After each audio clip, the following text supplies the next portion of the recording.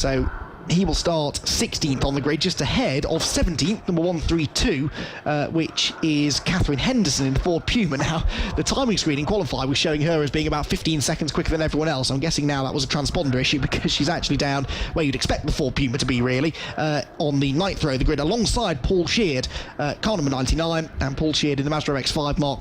Is he in a Mark 3? Yes, he is in a Mark... no, he might actually be in a Mark 4. I think he's in the Mark 4 MX-5, isn't he, Paul Sheard? I know Paul owns a couple of those cars. It looks like the red and black 99 car is a Mark 4 that was being driven by Chrissy Rouse at the Donington Park meeting in the BRSCC's Club Sport Trophy race last week. And whether that's the same Chrissy Rouse who races in Stock 1000 on the BSP package, I'm not too sure. I didn't think it was all that common a name.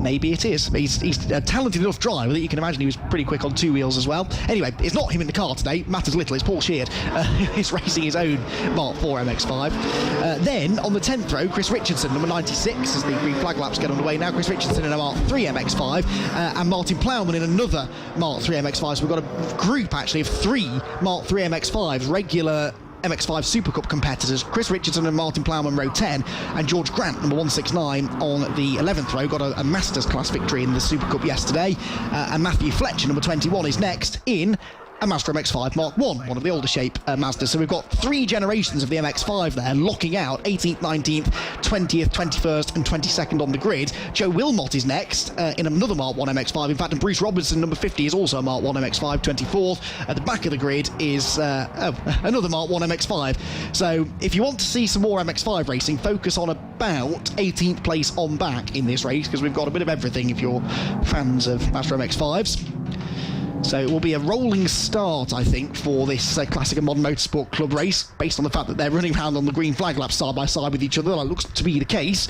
So that will negate some of the advantage that car there, number 44, Rod Burley, would have had from a standing start. Oh, and that's the pole sitter. That's Mike... no, it's not. It's Ronan Bradley, sorry, from the outside of row 1, who has spun going through Surtees. Now, he is allowed to reclaim his front row starting position if he can get there, but I don't think he's got time to get there, has he? So, well, that now means that Mike Chittenden... oh, no, he has, because they're going to get a second green flag lap, so that has come well and truly to the rescue of Ronan Bradley. He's not the first we've seen do that today, is he? We've had a few front-running drivers, actually. Tom MacArthur spun from 4th on the grid in the historic Formula Fords earlier on. We had someone in the Classics as well, who, I forget who it was now, who spun from a good position, Classic Formula Fords, on their green flag lap. Very, very easy to do, because your tyres are cold, that's why you've got warm-up laps, and this is the back end of how he did that.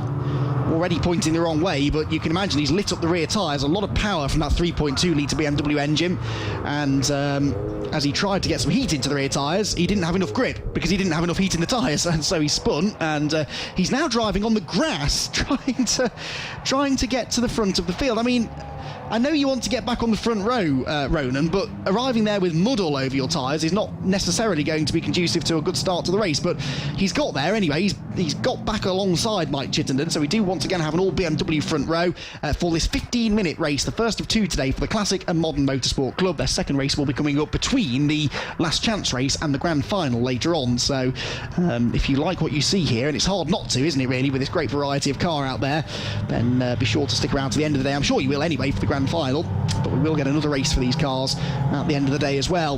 Here we go then, side by side, 2 by 2 towards the start finish line. It is Mike Chittenden and Ronan Bradley that share row number 1. Rod Burley and Brad Lane on row 2 together. Away they go, and across the line, and a good start there by Ronan Bradley. He gets the lead into the first corner, and charging through in another BMW is that Paul Watson, the orange car, coming around the outside to challenge for 3rd position. Yes, gets ahead of Rod Burley. Fantastic stuff. The 101 car of Paul Watson could get 2nd place here into Druids. He's up the inside of the pole sitter, Mike Chittenden. He goes wide, so too does Ronan Bradley, and would you believe it? Oh no, don't spin! Somehow saves it. Paul Watson almost had the lead then, but he was a bit too excitable with the right foot, and he's fallen back down to about 4th place, and the leader is off! Ronan Bradley is off, coming out of Graham Hill Bend. The white and green BMW is on the grass, just as he did on the warm-up lap. Ronan Bradley is pointing the wrong way coming out of Graham Hill Bend, and he will rejoin deep in the field. Well, this is already turning into the race that no one wants to win, it would seem. It looks as though Rod Burley has got the advantage now. The VW Scirocco of Steve Dan is into second position, and third from pole position is Mike Chittenden, with fourth place Paul Watson, and then a big gap back to, I think, Brad Lane in fifth position. Across the line they go. Chittenden trying his best to go after the Scirocco in front of him of Steve Dan, which he tries to overtake going into Paddock Hill Bend, and through the dip, back up the hill again towards the braking zone. There is another one of the quick BMWs. That's the 46 car, I think, isn't it? Sorry, 45, excuse me, which has come from quite deep in the field. In fact, wasn't even on my grid sheet, number 45. Martin Scott, yes, Martin Scott is also coming through after some qualifying difficulties, I think. And the order now, halfway around the second lap, bears virtually no resemblance to what the grid was. and qualifying took place in similar conditions. It's just been a very, very breathless opening few miles of racing here in this first race of the day. There is Paul Watson through Clearways. After the brilliant start he made, I think he's now starting to feel when it's not your day, it really is not your day. Ronan Bradley with his third spin of the day, and we're not even to the end of lap 3 of racing, and he's now reversing his way down the hill. I think he's going to park up and give up, to be honest. He's clearly not happy with how that car is handling, and he's going to try and reverse up to the marshal's point and get out and just watch from a safe distance, which I think is possibly for the best. So Ronan Bradley, shame because he was second on the grid, definitely had the speed to get a podium if nothing else, but not going to happen.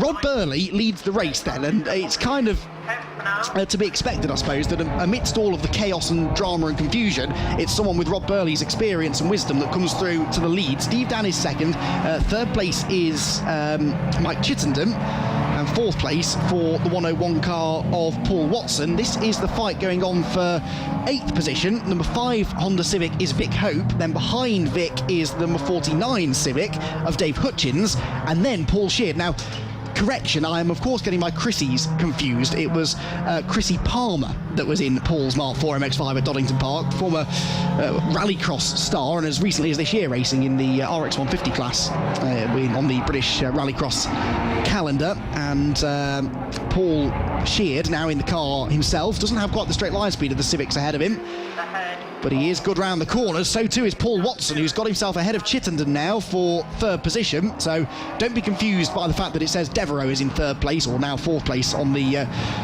timing tower on the left-hand side of the screen. That's a late driver change in that car. It is Mike Chittenden, we believe, that's just lost that third place to Paul Watson. And Watson is only about a second or so behind the Scirocco of Dan, who's doing well in the only front-wheel drive car inside the top 5, surrounded by rear-wheel drive BMWs and the four-wheel drive Ford Escort at the front of the field. Out of Clark Curve, and now this is where the power of the Chittenden BMW will drag him back ahead of Paul Watson and a slowing Steve Dan. Steve Dan in the VW Scirocco there from second place is going very slowly into Paddock Hill Bend. Now, what's the problem with the number 34 car? Does it pick up speed again out of the right-hander? Maybe. Hard to tell, because of course he's not as quick as the BMWs in a straight line anyway. The BMW's still at play, but Steve Dan, was it missed gear or something? It could have been, I suppose. The car looks okay again now, coming out of Druids. Nothing obviously wrong, but no, he's quite slow down the hill. So I think the 34 car, the man from Maidstone, just down the road, is not going to be going much further in this race. You don't get more local, though, than Rod Burley, who lives in West Kingsdown, which is the town in which Brands Hatch is officially located. He's raced here more often than I think anyone else in history, and he's won more races here than anyone else has in the long and well-established history of this circuit. Rod Burley is on course, it would seem, for another race victory. He does keep track of how many race wins he's had, Rod Burley. Try and grab him later on in the day. Well, in fact, Joe can ask him if he knows how many race wins this is, because I remember him breaking the record a few years ago, but he's gone on to win many more times since then. And 3.9 seconds clear at the front of the field. He's looking almost impossible to beat. Now, the MX-5 Invitation class which is why we've got this influx of MX-5s this weekend. Paul Sheard leading the way. George Grant, though, is driving better than ever this weekend. He's really enjoying the wet conditions at Brands, and he is running second in that category. A few places back. Their look is Paul Sheard coming into sight behind the two Honda Civics and the Ford Fiesta, and there's been a change there because that is the 225 car, isn't it, of Wall, that has been overtaken. He was in 6th place, but Vic Hope has got ahead now, and the 225 of Nick Wall could lose another spot now to the number 49 Honda Civic of Hutchins, but no, he's got the inside line into Graham Hill Bend. So this is 6th, 7th, 8th and 9th, and now Hutchins does get off the corner better and drags past the Ford Fiesta.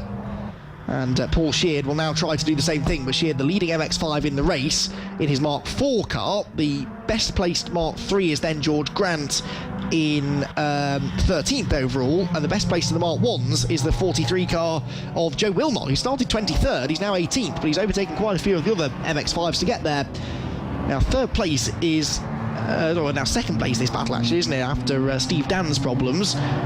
Is still pretty tight. Steve Dan has retired to the pit lane, by the way, so he is indeed out of the race, and that means that Mike Chittenden and Paul Watson are able to inherit second and third respectively. They go around the outside of another one of the Mark 1 MX-5s, one of the Ali Bray Motorsport run cars, and a bit of a mistake there for Chittenden. Ran wide at Clearways, almost into the gravel. That was the Ross Martin line that we just saw him using not such great effect in the semi-final.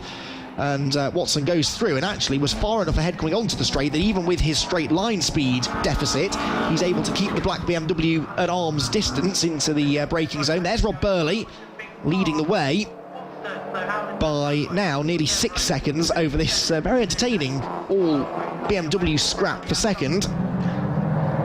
No changes anywhere else within the top 10 to tell you about just now. This is the closest of the battles inside the top, certainly half dozen or so, until you get down to that Vic Hope and Dave Hutchins battle with Nick Wall and Paul Sheard, still in that order, 6th, 7th, 8th and 9th respectively. Well, in fact, yeah, so Sheard ahead of Wall now, excuse me. Sheard took 8th place on the previous lap.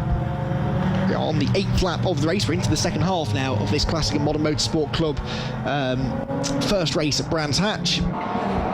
And all traffic in front for Paul Watson. Now, what does he do here? That's the 132 of Catherine Henderson, the Ford Puma, and 117 is another one of the Ford Fiestas, which does eventually get out of the way, but that will have been a bit of a focusing moment there for second and third place cars, but that rather hindered Mike Chittenden's chances of dragging alongside Paul Watson again. There's George Grant coming out of Druids Corner. Now the 55 BMW is for position. This is for 12th place. It is Lawrence Squires. He tried to overtake and he wriggles off Graham Hill Bend a lot better than the BMW. The lightweight, nimble MX-5 is up the inside. He's got another MX-5, that of Chris Richardson, just behind him.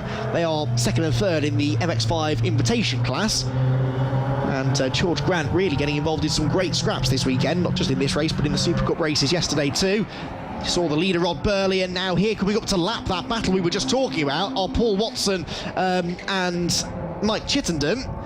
And Watson just doesn't know which way to go. He wants to go to the inside of George Grant, but Grant was trying to sort of pull to the inside to get out of the way. Back markers get a lot of stick, I find, from the quick drivers in the quicker cars for not getting out of the way, but that is unfair, I think. I mean, they're having a great battle themselves. They're not necessarily focusing on their mirrors, waiting for the leaders to come through. That wouldn't be much fun at all. They're all out there to race each other if they can. But obviously, if the leaders catch them at an inopportune moment, it's not always that easy to get out of the way. Yeah, we saw in that semi-final, didn't we, for the Formula Ford Festival just now, how back markers can absolutely have a factor to play. Off has gone the 225, that's Nick Wall, so that takes him out of the Vic Hope, Dave Hutchins and Paul Sheard battle. Should still retain 9th place though, because he was a good few seconds ahead of Ken Hunt in the VW Golf. Paul Watson all out of shape coming out of Clearways Corner. Off is the Puma of Catherine Henderson at paddock, but Paul Watson had a huge tail slide coming out of Clark Curve. Did he keep Mike Chittenden behind him? I think they're side by side into paddock. Let's see who gets there first. Yes, they are side by side. Chittenden going around the outside. Watson's going to leave her outside. There's contact between the two BMWs, and Mike Chittenden won't have appreciated that particularly. Nick Wall is going slowly after his gravelly trip. They've got the Mark 1 Ford Escort in front of them now as well, just to add extra spice into the mix. That's Nick Proudlock's number 71 car, which is, I think, running in a class of its own this weekend. Well, he's running in Class D, but yeah, there are no other Class D cars here. 11th place overall, though, for that car, which is mighty impressive, running ahead of cars that are 30 or more years its junior. So Watson now, ironically, a lap after having a big moment and nearly losing control completely, let alone losing second place, he's actually now further ahead of Mike Chittenden than he's arguably been at any point.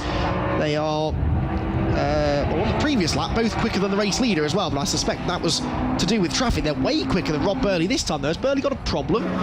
No, yes, he has got a problem. His problem is that he's lapping Paul Sheard, Dave Hutchins and Vic Hope, so that's why the leader is losing time, but the gap is down to 5.8 seconds now, as the leader was about 2.5, nearly 3 seconds slower than Watson and Devereaux last time. Paul Watson now starting to get away. Mike Chittenden third. Not Devereaux. John Devereaux, we think, will be out in that black BMW later. There is Burley. He's now got past the traffic, so although this lap might not be all that quick, his next lap should be. And of course, as he now starts speeding up again, Watson and Chittenden have to also negotiate those slower runners. 2 3/4 minutes still to go, so Rob Burley, car didn't look especially quick across the line, did it? Although he's back into the 1 minute ones again now. Oh, and well, more traffic ahead. So yeah, this is the Sheard, Hope and Hutchins battle. So it was another group of back markers that were holding him up on the previous lap then, and now he does go up the inside of the Vic Hope car. Vic Hope's lost some ground there because Hutchins has gone through and Sheard has gone through, and the number 7 car is a lap down. But Vic Hope losing ground then on that lap. Rob Burley cuts underneath the Paul Sheard number 99 Mark 4 MX-5. Very good looking car, the Mark 4 Mazda MX-5. Not a huge pace advantage over the Mark 3 cars. A little bit quicker certainly, but very, very good looking, and leading the Invitational class for the MX-5 still is Paul, fairly comfortably. Burley then accelerates out of the last corner, comes across the start-finish line. I still don't think that car's going as quickly as it was. 102.4 is not bad given the traffic that he's just had to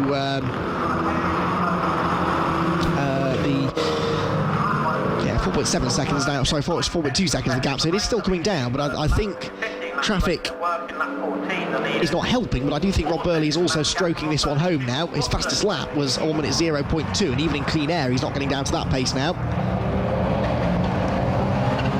Rob Burley there, you can see on the last few laps the time that he's losing to Watson in second, but the key is that Watson is now also in that group of back markers, so as is Mike Chittenden, so if they can get past them more quickly than Rob Burley did, that will of course be a net gain. We're about to go on to the final lap, so not really going to be much opportunity for them to beat Burley. You rarely get much of an opportunity to beat Rob Burley, in fairness. Goes past the 31 there, 43 of Joseph Wilmot. Don't know where I got 31 from. Joe Wilmot in the AB Motorsport Mark 1 MX-5. Rob Burley onto the final lap of the race now, and the gap is 3.4 seconds. It did indeed come down again, and in fairness, Paul Watson and Mike Chittenden both going really quickly despite the traffic. They're both still down towards their personal best lap times, but Burley has won enough races to know when to push and when to bring it home in one piece, and I think he's decided that this is a time for the second of those strategies. Ford Escort heads out of Graham Hill Bend and goes through Surtees Corner as another race victory beckons here for Rod Burley at Brands Hatch.